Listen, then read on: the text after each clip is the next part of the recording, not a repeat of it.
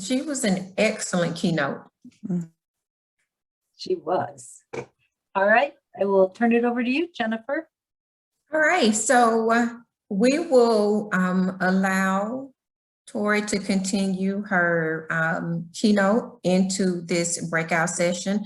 I won't spend much time on her introduction, seeing as we've just had her introduction as the keynote. So we'll go ahead and jump right in. If you can, you put your questions, just as before in the keynote, you can put your questions and comments in the chat, and Stephanie and I will monitor the chat and kind of keep us on track. Thank you. Happy to be back with y'all, and in a little more of an intimate group too, because then I get to really talk to folks. But I know I really wanted in this session, because I knew that the keynote would kind of provoke some additional questions about like, how do you actually do this? So I really wanted in this session to be able to kind of talk through a little bit of that, but also to show you all what it looks like, because there is a sort of, there's an end result, right? In terms of what the programming ends up looking like. And so I wanted to do that through showing you all, and I'm just making sure I can share screen. Okay, yes.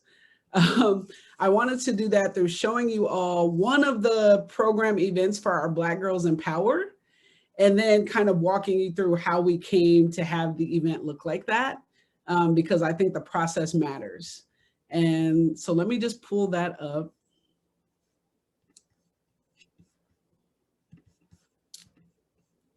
I'm also like, I've been trained by Zoom now on this whole share sound, optimize video clip, all of these things.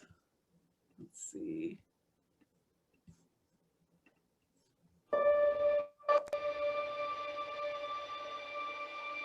We're all about mentoring in the fight for equity and justice. So the work we do with young people is all about collaborating alongside young people to ensure that you have voice, power, and choice. We help you organize. We provide programs like this that help you engage in health and wellness and self-care. We do college application access or college access in general. If you've been a part of Iman, you've seen the work that they've done. We're trying to give Black girls the opportunities to create their own efficient solutions to these problems. I'm gonna lead you in a very brief breathing exercise. So I'm gonna ask all of you to trust me. That's number one. But right now is the time for you to just tune in and focus on your own breath.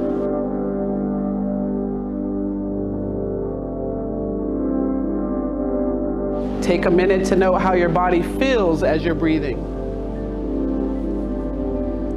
It's just a reminder in our day that we can stop and pay attention to ourselves, listen to our bodies, and make sure that we're okay. So I would really encourage you guys to do that. Again, y'all can utilize an app, or you can just sit, breathe, and be still. My name is Wendy Whitmore. I am a licensed marriage and family therapist. I have a private practice literally like up the street and around the corner.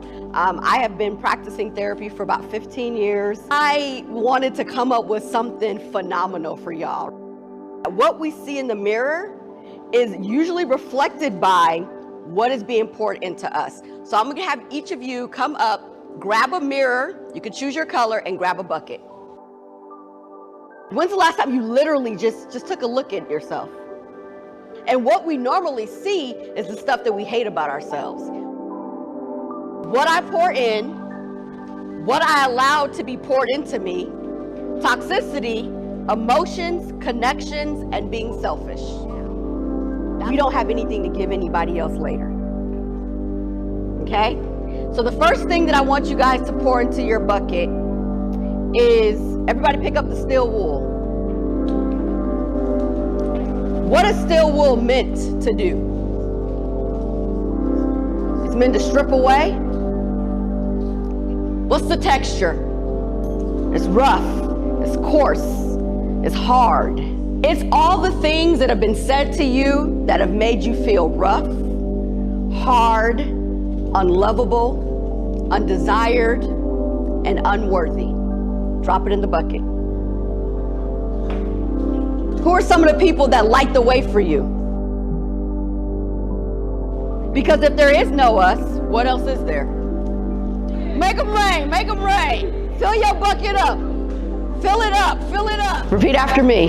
I am because I am. I am because I am. And beauty is what I am. And beauty is what I am. Thank you, ladies. So we usually do our first place. We have a pair of Jordans. Andres is gonna show them to everyone. Ooh, ah. All right, so drum roll, ready? All right. And our first place is Kyra Perry.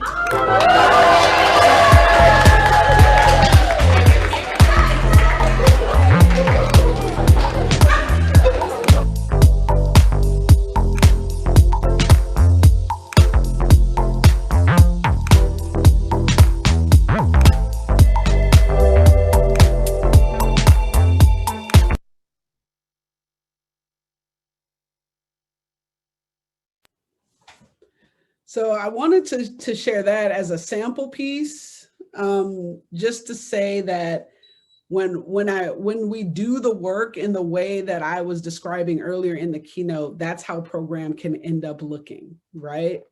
And then to just talk through some of the ways that we got there, right?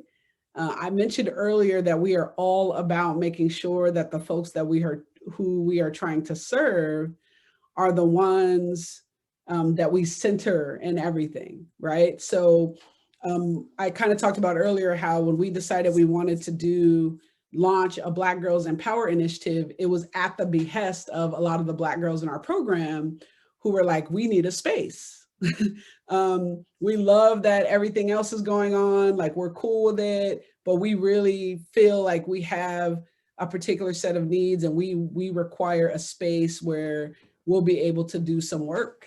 And so we were like, cool, well, let's do it. Let's figure that out. And the first thing that we did was we spent a lot of time just listening to Black women and girls in our community. So we would just invite them into our space. We could call them, on a professional level, we can call it research and development. We could call it focus groups, right? But we would just find ways, like we would say, okay, we want Black women in the community to come in. We're going to have an event, serve food, et cetera. We would just want to ask you all about college going. We would just talk to them for a couple hours around, like, what does it look like to be a Black girl in college? What does it look like to try to get there? How, and just listen. Then we would have another session that was like, what are the most pressing needs for Black women and girls? Like so for pretty much like a year, we did, research and development, just inviting Black women and girls into our space, listening to them, centering their experiences, trying to learn what's the best way to serve them. A couple of things, 3 things in particular emerged out of that process. One, we were really building familiarity and community with Black women and girls, right? So it was this ongoing process of them coming into the space, spending time with us, getting to know who we were, us getting to know who they were, so that now we actually had this connection to the community that we were setting up a program for, right? We didn't just set up a program and say, hey, Black women and girls, can you come? And they're like, who are you? And what are you doing here? We spent time building community with Black women and girls, right? The second thing is that leaders emerge. So, when we would have these events, particular leaders would kind of step up and say, like, I really think wellness is important. And I think, there should be therapy, or I think there should be, et cetera, et cetera. And so we identified those leaders, and then we paid them stipends to help us set up the Black Girls Empower program, right? So the first thing was like, we built community with Black women and girls. The second thing was that we identified Black women and girl leaders, and then we paid them to help us to set up this program, right? And the third thing is that nothing that we did was foreign, right? We didn't come up with anything on our own. So once we did finally launch the program, we had the buy-in of the community, we had community leaders at the face of it. But then most importantly, we were actually launching programming that Black women and girls directly said, this is what we want to see, right? If we're going to do wellness, we would love to be able to work with a Black woman therapist, someone who is culturally responsive and relevant, who will be able to speak our language, where we could share space, right? Which is one of the examples that you saw with Wendy doing a wellness and self-esteem workshop with the young ladies. And so for me, that when I talk about that process, that's really important. When people ask for strategy, when people ask for like, what do you do? I always say, this isn't philosophical. This is practice, right? You want to serve young folks? You need to ask young folks what they want. You want young folks to be engaged and involved? You need to identify young leaders and then value their labor enough to pay them to help you build this, right? Center their experiences and what they need and like what they're asking for, right? These are important things. And what we realized too, when we finally launched this program, you know, I've already said it, but I'm just reinforcing, we really did have the buy-in of the community at that point, right? We did not just open up shop, say, hey, we're open, and now start looking for people. At this point, the Black women and girls in the community were like, oh, that's Iman. Like we've been over there. That's we built that program, as a matter of fact. So we're highly engaged because that's our program that we built and that we designed and that we helped to implement there. And so we didn't have a problem finding people to participate. You know, we didn't have, if anything, we had to sort of segment, especially some of the therapeutic workshops, we had to segment and do more than one so that we would have smaller, more intimate groups because we did not have a problem finding Black women and girls to participate. We were in community with them at that point. And so again, just kind of working through that process, like showing you what it looks like, but also telling you, this is how we came to that kind of programming, right? That it didn't just pop up and become, you know, beautiful, that we actually did a lot of the legwork. And this is what we find as I do trainings and things like this with folks. This is what I find that people don't do. Like they will say, oh, that's great. You know, like that's a wonderful program. We would love to build something like that. Okay, well, you got to take the time to do the legwork to get you to a point that the program emerges in such a way, right? You can't just put a planning document together, especially when we're talking about minoritized and marginalized communities. And I said this in the keynote, but I'll reaffirm it here. We're talking about groups of folks that are used to having programs done to them. They're not typically asked. They're not typically involved, right? They're not typically engaged until we've already set up shop, and then we open up our doors, and then we say, well, why isn't anybody showing up? Because we don't even know if what we built is relevant to what these folks need, right? Or want in the community. And so it takes a lot of that being sort of strategic and intentional to get to a place where this work can be done. Now, mind you, we also had an organizational culture that was built around doing this work, right? So I talked about earlier, we have young people on our board where, you know, we are really intentional about recruiting and retaining a board of directors that is mixed in terms of age, but also in terms of race and gender and sexuality and all of those things, because we want folks at the table who can say, nope, you're not doing this. You need to include this, or you need to think about that, or that language maybe isn't necessarily right, or here's an abolitionist perspective, or what have you. So we built an organization that has that culture built, that's built in, right? So from the board of directors on down, our staff is diverse in the same way. The young folks that we engage as employees are diverse in the same way. So again, we've been very intentional in every area, the hiring, the making sure that leaders, board of directors, all of those folks can really check us and hold us accountable to being honest and in community as much as possible. Those things organizationally and institutionally often have to change for folks before they can really get to the heart of doing this work. Otherwise, you spend a lot of time fighting folks who don't want that. And that becomes a problem. So again, strategically, the right folks have to be at the table. In our fundraising, this is another area folks will ask me about. They will say, well, what about funders who don't necessarily think that this is a priority or of importance? We are intentional about even our fundraising. We are intentional about the partners, the funding partners that we bring to the table. You know, as an organization who does a lot of work serving queer and queer youth of color in particular, we will never, ever take Chick-fil-A money, right? Like, it's not even up for discussion. We're not even thinking about it, right? Because that funder would not align with our organizational values. We're not going to take money from Chick-fil-A and then do work with queer youth, right? Those are in conversations that we've had to have in our work, right? So we instead really look to align ourselves with funders who are talking equity, who are talking systems change, right? We work with a lot of foundations and corporations that are more like on the artsy side because they tend to be more flexible in funding and things like that. We look for organizations like Satterberg, I'll just name them, Satterberg, the California Endowment, right? Places that have sort of baked into their values the kind of work that we're also doing.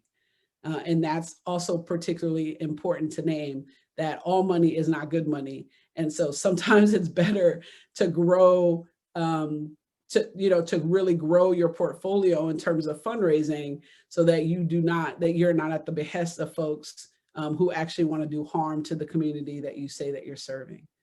Those are just a few of the things that I'm thinking off the top of my head about intentional strategy. I love to engage in conversation. I know we have only an hour in this session, so I want as much as possible to be able to answer folks' questions and to be able to have discussions about what this work can actually look like when you put it into play.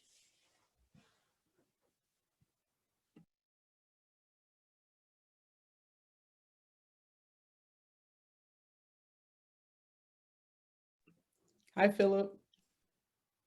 Hey, how's it going? Thank you for being with us today. Great information. The question I have is really wanting you to expand a little bit more. You talked in the keynote about searching out trans women to really tell a story and lead the effort, and then stepping into the background and letting that happen. When you look across Extension, you kind of see a lot of one typical person. But then there's a lot of work that needs to be done with a lot of different demographics and diverse populations. So how important, and really, can you just talk a little bit more about doing the legwork and the effort to find people to reach the audience that you're trying to reach so that they can see people that's like them and hear from people that's like them?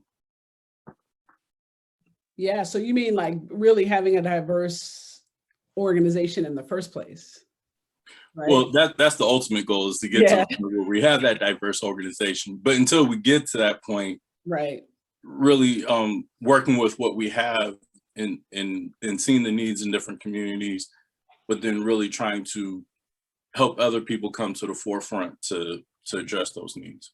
Right, thank you. You know, so much of this really builds on the other, right? Like, as we become more open, then we are also really attracting folks who want to be involved and to want to like to participate in the work that we're doing. And what we found is that, to your point, Philip, maybe we don't always have the most diverse folks in the space to begin with, but the willingness to name that and the willingness to be in community with folks who can offer you that is particularly important. So this is one of the times where I'm always encouraging folks to think deeply about partnerships, right? Sometimes we don't have everything we need as a core, as one org, right? Look, my organization in particular is really youth focused. It's really focused on supporting and resourcing youth. Yes, in the fight for equity and justice. So that is an aspect of our work, but we're the youth folks, right? Like that's all we do. We are intentional about being in partnership with folks who fill in the gaps, right? So we may serve queer youth, but we're not necessarily a queer serving organization. We're not an LGBTQ center, et cetera, but we partner with folks who do that work, right? We are not necessarily an adult serving organization, but we realize that there's times where we may need to have an exchange, or we may need to have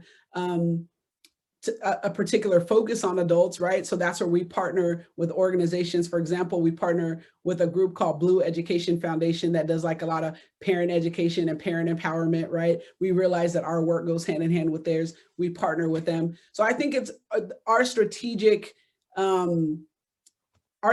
intent in doing that is to make sure that where we are not strong, we have partners who are, and that we are in community with folks so that on a holistic level, we can reach all the aspects of the community that we need to reach, right? So to your point, Philip, we may not be as diverse as we would want to be. We may not be drawing from a group of diverse volunteers because of who we are and how sort of our network and our outreach, et cetera, but we can be intentional about partnering with folks who do, right? So, I mean, I'm always working with Big Brothers Big Sisters is one of the organizations that I work a lot with.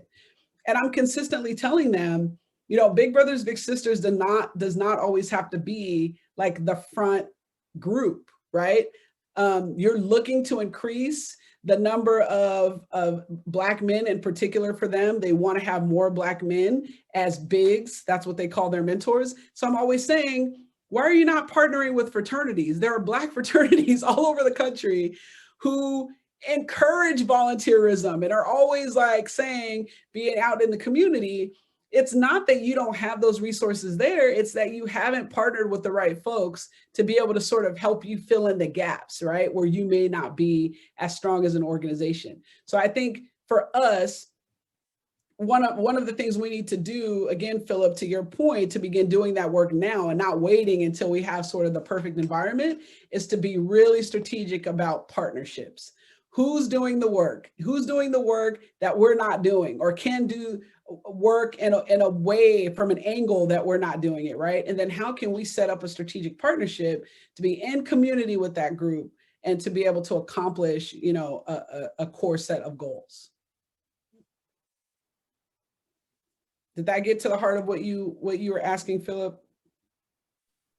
Absolutely. That's exactly kind of where I was wanting you to go with that. Really focusing on your partnerships and who you bring in, because there's so much work that needs to be done right now. We can't wait until we get to that perfect spot. We can't wait till we are that perfectly diverse organization. So thank you for your comments. Yeah, it's all good. And don't wait. And you're right, because it's urgent. We need to do the work right now. And also that, you know, again, and there are so many people who are doing the work. Well, that's the other thing. When I talk to big nonprofits and so, you know, sort of like these more, I call them the nonprofit industrial complex, right? Like these big organizations that are just so rooted in bureaucracy and tradition and et cetera. I'm like, I guarantee you there's a grassroots nonprofit org or a grassroots system somewhere that has sprouted up that is doing this work, but because they're not in your realm, right? They're not in the same networking spaces as you, et cetera, et cetera. They're sort of like on the outskirts. You haven't taken them seriously enough to really look at the work they're doing and to figure out how you can be a strategic partner. Because on some level, what I'm starting to realize too in the nonprofit world is that there's some big nonprofits who have tons of resources, who they're like, I have the money, but I can't get to the folks on the ground because that's not my work. That's not where I'm good. Right? How it's a mutual benefit to both the big organization and the small organization to partner. You might be able to help that small organization expand in terms of their budget. At the same time, you are being held accountable to whoever gave you the money in the first place to reach a particular group that you're not able to reach.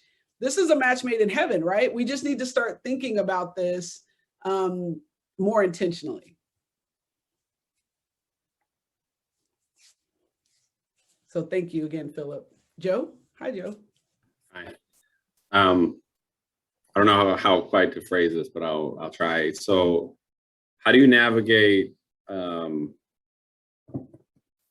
when elevating youth voice and putting youth at the center, their own safety? So, just thinking about like being in dynamics of a space where they might not know all the politics behind the background. They may be at risk of being tokenized. There might be even physical or other type of danger to them by being out in the forefront. How have you navigated that, and what kind of advice do you have? Yeah, that's an excellent question. And thank you for raising that issue. A couple of things. First and foremost, like we always sort of suss out the space, right? So what kind of space is this? What does it look like? Kind of getting a lay of the land so that we understand what we're bringing young folks into. I also, as much as I can, prepare them. And this is what's interesting. Whenever we put folks on front, young folks in particular on Front Street, people always think that we like prep them in terms of telling them what to say. My prep is never in terms of telling them what to say. I'm like, here's what we're talking about. You know that, you're a master of that content. Here's what I do need to tell you. There are going to be funders in the room. There's this happening, there's that, that's the kind of stuff that I prep them on. Never do I tell them what to say. So we do prepare them in that way in terms of like sort of navigating the politics of the space still, and never saying, that they need to be less true, but just always saying, be aware of this, be aware of that, be aware of this, right? The other thing that has become even more important to us is just like not bringing youth into unsafe spaces, right? And I'll give a direct example that like right now in my region, we are really building around sort of Black equity. And so for the first time really ever, all of these sort of Black-led orgs in our region are kind of coming together and having these conversations about how do we bring resources and et cetera, et cetera. And, folks were saying, okay, Youth Mentoring Action Network, like we know you guys have the young people, and we know that, the young people can show up in various ways, et cetera. We had this conversation, and I directly said in that meeting, I will not bring young people into a space that isn't safe. So these things have to happen before Iman's young people will show up, right? And I said that very specifically because the conversation, like now we're in a big mixed group, right? So it's not just youth advocates, it's not just educators, like we have faith-based organizations, we have all these different types of organizations. And so I had to be explicit, like we're serving this particular group of kids. We have queer youth among us, et cetera, et cetera. I will not bring young people into a space where they cannot be fully free or where they have to, sort of sacrifice parts of their identity. So when I know that we've all agreed to a common set of values, then our young people will show up. But so I'm often sort of the responsible one for being like, adults, we got to make sure we're good before I bring any young people to the table. And that is just because of the work that we do. That has just sort of naturally become our role. But I think that that's really important for anyone who's centering young people, is we got to sort of clear the air first and clear the space first and say, hey, like we're bringing these young people into the space and these are the rules of engagement. Thank you. I have a question that kind of piggybacks on off of Joe's question in terms of safe spaces. So you did a great job explaining your process for being very intentional about having young people in safe spaces. What type of conversation do you have with young people when you are not the person that is guiding that space for them, in school, or at church, or in places where they are very different from even, not just in terms of race or gender, but very different in terms of their thought process. What type of guidance do you give them to be able to stand up for what they know is right and have that voice and choice, and at the same time, not put themselves in a situation that could come back and bite them? Yeah, Thank you. Thank you for asking that. So for one, we do a lot of, before young folks ever get to a point, so I should also kind of explain a little bit of our process, that we spend a lot of deep time with the young folks, right? So because we work with high school students, we often are maintaining a relationship with those young folks from their freshman year all the way through graduation, right? So we don't have, and not to say that we pick and choose like, oh, you're a freshman, you can't participate. But a lot of the folks who are earlier on in the program, who haven't had a lot of opportunities for us to pour into them, are also not the young folks that we usually take into those spaces, right? So that's the first thing. And in our organization, there's sort of a process of like nurturing and education and support and all of that we provide young folks to even get them to the point of being like, oh yeah, I'm confident and I'm comfortable and I can own a space, right? So that's the one thing, is like, we just spend a lot of time pouring into young folks before they get to that. And then when we do start, like, you know, and when I say into spaces, let me give examples of like some of the stuff that our young folks do. Like, they co-facilitate trainings, workshops, things like that. They put on events. So, you know, if we have a program like I saw, like you all saw on the video, there was a young woman who was talking at some point, Cameron, she was the lead for that particular program. So she facilitated most of the event and like organized everything. So when we say like we're bringing young folks into spaces, like they are most often doing like what I'm doing right now, right? So all of these kind of different roles. So they get a lot of like just support from us to begin with, and love and all of that stuff, so that they have a level of confidence to do that. And then we also just navigate each space alongside them. So it's like, hey, you're going to be doing a workshop for these folks, kind of, I mean, same that we would do for any of our colleagues, right? We're going to be doing a workshop for these folks. This is what they're all about. This is what they are focused on. Here's the point of the workshop, right? If we think that there are sort of issues that they need to navigate, like, we'll let them know. Yeah, you know, sometimes I hate to say it, but we're like a little more informal, right? So we'll just be like, yeah, this organization, respectability politics all day. So just be ready to navigate that when you go in there, right? Or this organization, no youth-centric experience whatsoever. Like, just be ready to navigate that. They probably won't even want to acknowledge, you know, that you're like sort of the lead speaker here. So like, we just kind of prepare them like these are the kinds of things that you're going to navigate, but don't worry, we got you, we'll be there. And then again, I usually, if I can, or if I think it's appropriate, open up the space so I can say like, I'm co-facilitating this with the young folks, or the young folks are going to lead this, et cetera, depending on the level of safety, is how we kind of decide whether they start or they do the whole thing, or whether we need to be in the space, et cetera. But a lot of it, to sort of directly answer your question, a lot of it starts with us pouring into young people in the first place, so that they have enough confidence in themselves, so that they've sort of pinpointed what they do, what they like, and what they are best or are good at, right? So we almost have a system at this point where it's like, oh, we're working with a group like Links, right? That really focuses on Black girls. Okay, Cameron, this is up your alley. Like, this is the work that we're doing here. You want to lead this? Okay, that's you, right? Oh, we're working with a group that is focusing on young artists. We have Morgan, that's you. You know, you're a young musician, you operate a studio. We're working with an organization that does youth, you know, that focuses on youth arts. This is your wheelhouse, right? So again, it's all about us doing the pre-work of not just speaking life into those young people and confidence and encouragement, but it's also about pinpointing what do they like and what are they good at and what are they best to speak to, and then sort of lining up those situations so that they can be most successful. Yeah, does that answer it? You did. Thank you so much.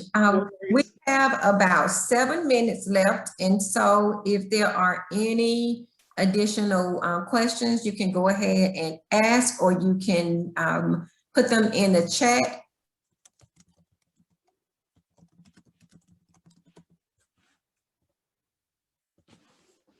see some folks are chatting with me. Hi, Shannon. Sorry, hi, my name's Shannon. I'm working with Crystal, who's also on this call, and we're going to start working with youth, but we are finishing a project working with very young children, and we are taking and older adults, and we're taking a community-based participatory approach. We really want to give the members of the community input, and yet we rely heavily on parents and staff who are just tapped out.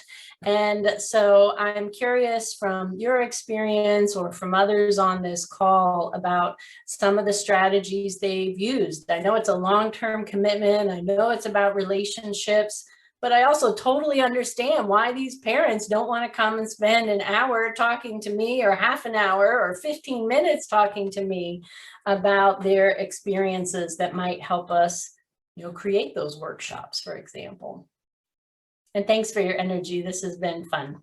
Oh, thank you so much. And yeah, to your point, you're right. Folks are being asked to do a lot. And I think especially right now, we have to be even more mindful of that. A couple of things I've learned just via the pandemic is less programming, just less, right? And I know that's hard because so many of us are like, we have to accomplish these things, but the pandemic taught us as an organization not to overprogram, to give people space and to say, okay, I'm not going to get that right now. I might need to come back to that, right? The other thing it taught us is to create spaces that are just sort of like less full, right? So yeah, we need some of your time. Maybe if we do it while this is already happening, and we provide like an alternative space, or like what we did with the Black women and girls when we collected, just a bunch of what I call qualitative data from them. We weren't over programming. We would just like sort of have a topic, and then we would provide food and refreshments, and it would just be a time for us to commune, right? But we were also just gathering a lot of information. So it didn't feel like they were on the spot. It didn't feel like this intense sort of like, I got to answer all these questions. It was like, hey, come hang out with us. And then while you're hanging out, we may just be like, hey, let's talk intergenerational dialogue while we're here, right?